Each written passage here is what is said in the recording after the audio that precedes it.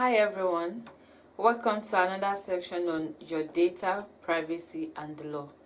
My name is Ade Damola. So in this section or in this series, your data, privacy and the law, what we'll be talking about is issues that revolves around data, privacy and yourself as the data subject. So when we say data subject is anyone whose data is being utilized by an entity or by an individual or an organization. So last week we had our first section on your data, privacy and the law, and my colleague Eitayo gave us an introduction into the concept of data. And one of the things he mentioned last week is that data is the new oil, because all organizations now have at one time or the other have to use people's data or even an entity's data. And when I say entity, it might be a company. So the concept of data is something that is on the rise now, and this is why it is very important that as business owners or as even private individuals who give out information or data about yourself, this is why you need to be very much in the known on how this data is being collected, how it is being utilized, how it is being processed, because we've seen a lot of cases of data breaches which even data subjects, that is the provider of this data, might not even be aware that there is a data breach. But until there is a very physical or a noticeable damage, that's when some people come to the knowledge of the fact that there is already a breach in their data. Just imagine, for example, you operate a bank account and because of a data breach within the financial institution system, all your funds are gone. So this is why the issue of data is something that we all need to pay close attention to, or we all need to have at least an idea of what the law says about yourself, your data, and matters that revolves around privacy. So in this series, you hear conversations on principles of data, you hear conversations on the provision of the law on data, you hear conversations around privacy, because yes, for example, taking Nigeria as a case study, the Constitution of the Federal Republic of Nigeria has a section of the law that talks about privacy of individuals. So though if you look at this law on the surface level, it talks about that every Nigerian has a right to private and family life. But then if you have to look in depth, you understand that it is more than that. So this is why we've decided to have conversations around data and your rights as an individual. So on this day today, we'll be looking at what constitutes data, what is data, and the types of data. That is the classification of data. So just as my colleague mentioned the last section we had, the introductory section, he talked about data, and I like the way he put it. He said data is anything that can be used to identify you. So if there's anything that can be used to identify, if there's anything that can be used to link you, if there's anything that can be used to make an inference to you, that constitutes a data. And when we talk about data privacy, it refers to the privacy concerns or privacy concerns that revolves around the collection of data, the use of data, how it is shared, how it is stored, what device do people use in storing this data, do they share it with third parties? Because we've seen cases where a particular organization requests for your data, or you have to input your data, and during the course of them providing services to you or rendering service to you, there is a need for them to pass this data to third parties. So how is this information managed? So data privacy, it revolves around the collection and the usage of data. So all these all the transactions, the issues that has to do with the collection, the usage, the sharing, even how they discard it. Because another thing that we also discuss during this the course of this section is there a limit to the use of your data? If I give an entity my data for a particular exercise, is there a limit to how long they should retain my data? Can they retain it for life? Can they retain it for a particular purpose? Can they use it for another purpose? These are subjects that we'll discuss during the course of this conversation. And like we are all aware now, data privacy is something that is on the rise, and as a result of this, over 120 countries has had to pass one regulation or the other on data privacy. For example, Nigeria has the Nigerian Data Protection Regulation, which there was an amendment to it this year. And we also have, for the European countries too, there is a General Data Protection Regulation for people that resides in Canada, in Asia, China, all these entities, they have a data, all these countries rather, there is a data protection regulation.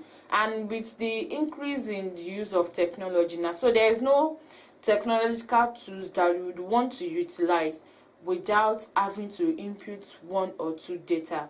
So, and on the rise now is the use of ChatGPT, which everyone is now familiar with. And if you had to take a census between, if you put 10 people together, at least 2 people might have had to use ChatGPT at one time or the other.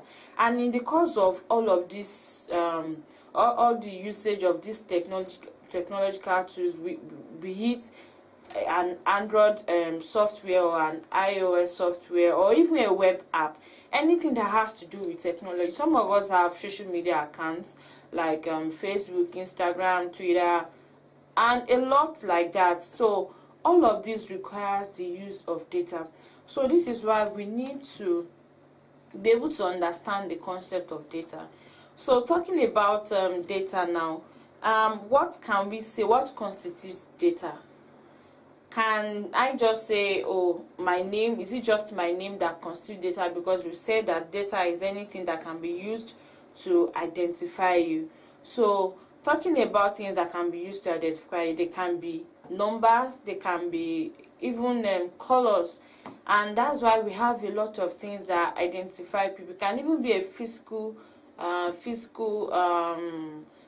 structure or something that people can easily see, or anything can be used to identify. But as long as a particular concept can be used to identify a person, be it numbers, and when we talk about numbers, for example, we have social security numbers, we have NIN for people that are residents in Nigeria, that's your national identification number.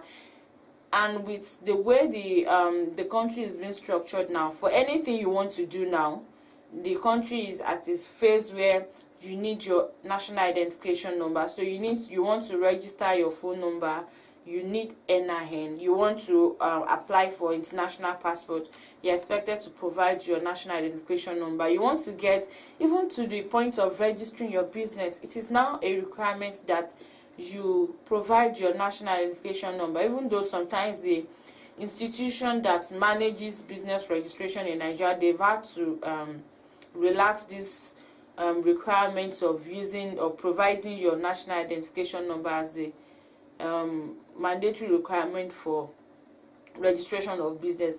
But then it still boils down to your national identification number, because this is something that can be used to link you. People can use it to infer to you, and even something as simple as even your alias, because we have some people who are more identified even with their alias than even their natural or given names. So anything that can be used to identify you, be it a word, a combination of words or numbers, or even your genetic factors, these can be used to identify you. So talking about things that can be used to identify you now, they can be classified into personal or sensitive data. So when we talk about personal data, there are things that can be used, any information that can be used to identify a person, which is referred to as the data subject. And when we talk about personal data, some examples are your email, which includes your username, and my colleague talked about email last week, and he even had to give a practical example of using his own personal email, which is a combination of some of his names. So, and these are things that we can all relate to. Some of us, our emails are a combination of our names and some letters. So your email is something that can be used to identify your username, your password. And that's why sometimes when you want to log in on a device, you are expected to provide a password. And if you are logging in on another device different from what you use on the norm, if you don't provide a password, you won't be able to access it. So that is to say that your username, your password, your IP address, these are things that can be used to identify you. And I talked about your social security number, your postal address, your house address. These are things that people can use to identify you, and that is why it is very important for any organization where you are giving out this information to, they need to protect it with caution. They need to ensure that adequate measures are in place. Just imagine your personal address is out there, and let's say you are a public figure. Imagine the address of a public figure is just out there anyhow, or even your financial status. Even though there are some obligations of the law that says that as a government official, there are sometimes you need to make disclosures on your earnings and all. But then even when you are making this disclosure, the financial institution that manages your account, that doesn't mean they now have a right to put your financial details out there. So your account number, your bank account, your BVN number, so these are things that are personal information, because from your BVN anybody can locate you, anybody can identify you. From your phone number anybody can identify you. From your driver's license anybody can identify you. From your voter's card number anybody can identify you. Your international passport, anybody can identify you with the number. By the time they put this number in the database of the entity that is managing it, what comes up is your name and even all your personal details. So these are personal data. And another leg of personal data is another data that is being referred to as sensitive data. So when we talk about sensitive data, this data is also a personal data, but it's an higher version or an higher classification of personal data, because for sensitive data, they are one that they demand additional security. That doesn't mean that your personal data does not require a security, but your sensitive data requires additional security, because any loss of this data can cause a great damage to either you or anyone around you. So talking about sensitive data now, we have any data that relates to your health, your religion belief, your gender, your sexual experience, your trade union participation, your genetic data, your racial or ethnic group. So these are examples of sensitive data, because this data is such that if it is just out there, if anybody can have access to it, it can pose a lot of damage, or it can pose a threat to even you as a person, your biometric data. So for example, let's use health data as an example. So for someone who has a present health challenge, or a terminal health challenge, or a health challenge that can make people want to discriminate against you, because talking about rights of individuals, we also have rights rights to freedom from discrimination. So for example, let's say for someone who has an HIV status, or who even has a sickness that is transferred, that can be transferred to another person, any information on this is such that should be well managed, so that it's not a case of, oh, when people see, oh, everybody now knows that you are HIV positive, or everybody now knows that you have COVID, like we had issues of COVID last year. And even as much as the governments were giving updates on, this is the number of COVID patients we've recovered this number, but one thing you would notice is that the government they didn't do a publication of the list of everyone who had COVID. I don't think there is any publication like that, even though the federal government of Nigeria or government of any country where they were affected by COVID in 2020, even though every of these institutions, hospitals, they have a database, they have the names of people that were infected with COVID, but there was never a publication to say that, oh, Mr. Ajayi or Mrs.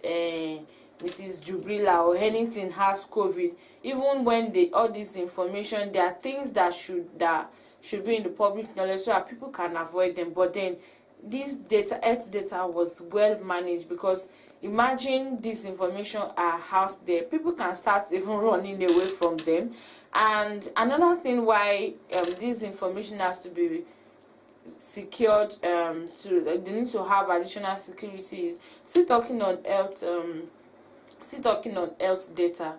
as an institution in the health sector, you also have a duty to ensure that these data are well protected, such that none is lost. So you imagine, as a medical doctor, as an hospital, you keep record of medical history of people, and when it comes to medical treatments, there's always a need to refer to people's medical history. And if, as an health institution, you don't keep records of all of these things, so the person comes to the hospital today, you treat the person comes tomorrow, there is no way to trace the medical history of the person, so that even as an entity, you'll be able to provide adequate medical services to this person. So this is why it is very important. It is not just important to keep data issues. It's not just important because you want to protect the person, but also as an entity, it is also expected that you have a duty to keep the records of people. So even why, and there's an obligation to say that, oh, don't keep my data, but there are times that it is expected that you keep records of people. So like, for example, the police department, the security department, it is expected that they have records of criminals, and that's why there are some entities that if they want to engage you, they tell you to bring a police character certificate or a police report to show that you don't have any criminal history. So it is not just limited to getting your data to protect you, but there are times where some entities or some institutions have a duty to keep record of your data, because this is going to be for the overriding interest of the public. So for a criminal, you can't challenge the security operatives for taking your biometrics, but then the fact that they have this biometric, that doesn't mean they should also put it in the public like that, because that's not going to serve the interest of the law. So these are issues that we'll be looking at on your data privacy and law. So in our subsequent series, we are going to be talking about the principles of data privacy. We are going to be looking at the principles of consent. How do you get people's consent when you want to get their data? Does it have to be expressed, or does it have to be implied, or can I just assume that consent has been given? Because sometimes when you want to access, let's say, a web app, or you want to access a mobile app, sometimes there are some informations that pop up on your screen, and we cannot attest to this. You download an application, and at the point of signing in, something just pops up on your screen to talk about consent, that your data will be used for so you consent to the use and publication of your data, or maybe transfer to even third parties for marketing purposes. So what's the best way to get this consent? And there are times that you don't even have to tick any box. There are some websites that you visit that this consent, they're already in a pre-ticked boxes. So is it a right way to get people's consent? So these are things I'll be looking at as we make progress on this series of your data privacy and the law. So I would encourage you to stay tuned, to be on the lookout for a subsequent series as we begin to discuss the issues that revolves around data privacy and the law. And we're not just going to be limiting our conversations to the Nigerian space. We're also going to be looking at cross-border provisions of the law, because the world is now a global village. You can be in Nigeria and you're assessing institutions or organizations that are not within the shores of Nigeria, and your information is going to be traveling far and wide to these organizations. So how can you protect your privacy rights, even though you are in Nigeria and there is a data breach by an organization in, let's say, in the United States? Can you enforce your rights in these states where your privacy is being breached. So thank you once again for joining us today, and we look forward to more insightful section on your data privacy and the law. Do have a